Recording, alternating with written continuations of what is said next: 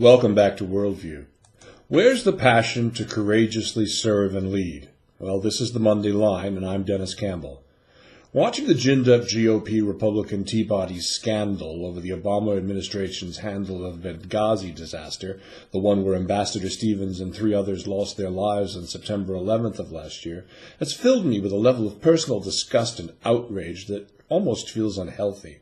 I'm outraged that any opposition party would be so desperate to harm the reputation and character of a former Secretary of State, and likely future presidential candidate Hillary Clinton, as to weave from thin air a whole cloth conspiracy that falls flat at every turn.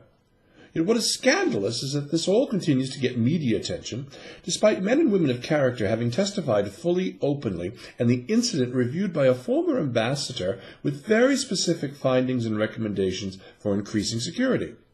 That Fox and the Sunday political talk shows have allowed a group of tin pot mafia thugs disguised as congressional leaders to give this story traction is beyond the pale. Thank goodness the vast majority of the American people are not even paying attention to the salivating pack of dogs chasing this at this point.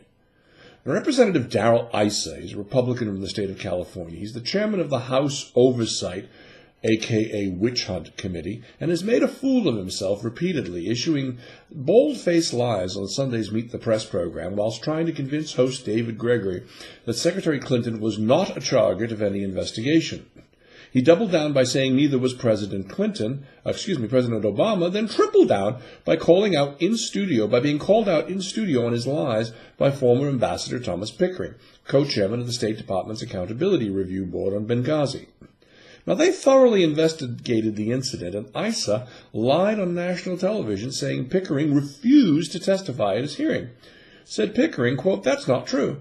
And you could see Issa's face in the wide shot as Pickering sat right next to him on the set. Pickering said on air that he was told his testimony was, quote, "not welcome." Issa then sputtered, ironically, about protocols, but it was game over. The entire incident proved the goal of the committee was not fact-finding, rather it is a witch hunt.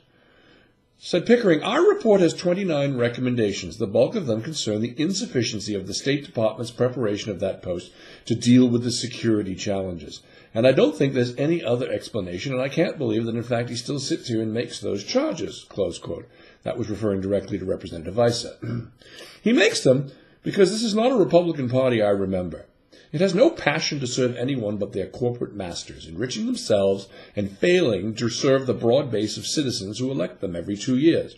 And this is all entirely in keeping with the Republican leadership that has been pushing impeachment memes on air from as early as March of 2009, when the administration had not even unpacked all of their boxes just 6 weeks into their first term. Now, my level of disgust with the lack of passion and desire to do well for the people is such that I could just spit. Sunday evening, I took my family to watch a group of dancers called Prodigy. They were winners of the 2012 Got to Dance program, highlighting the best dancers in the UK and Ireland. This Irish group took the competition by storm, and sitting 6 rows from the stage, you could see and feel their passion for dancing so much the entire auditorium burst into a spontaneous standing ovation at their soaring finish. Now, that may not seem like a lot, but here in the United Kingdom, people do not give standing ovations for much of anything. Now, whilst not ever expecting any politician, except perhaps for Senator Elizabeth Warren of Massachusetts or the President, to elicit an emotional response, it would be nice if they could at least earn our respect. The performance of Darrell Issa and his chief cheerleader this week, former Congressman Joe Scarborough of MSNBC's Morning Joe, he of the, "well, we'll see, this is looking like a big scandal" response to this buffoonery. When even Bush appointee and former Secretary of Defense Robert Gates, also to President Obama for 3 years, says, "Frankly, I think my decisions would have been just as theirs were," it's time to stop the insanity. Where is the courage to take on these blowhards and tell them to stop? Where's the leadership? Where, for example, are Majority Leader Cantor and Speaker John Boehner? When do they stop this nonsense? Or is everything always about a 2016 election 3.5 years away? As a student, I saw men and women in Washington that were filled with a passion and a desire to make a difference. Today, I'm just disgusted, and I blame the Democrats and President Obama, too, for allowing this to fester and grow. It would be unwise for them to think this is a helpful campaign strategy for 2014 or 2016. The GOP austerity steamroller needs to be stopped. Poor people are hurt every day by mindless austerity cuts brought on by this sequester.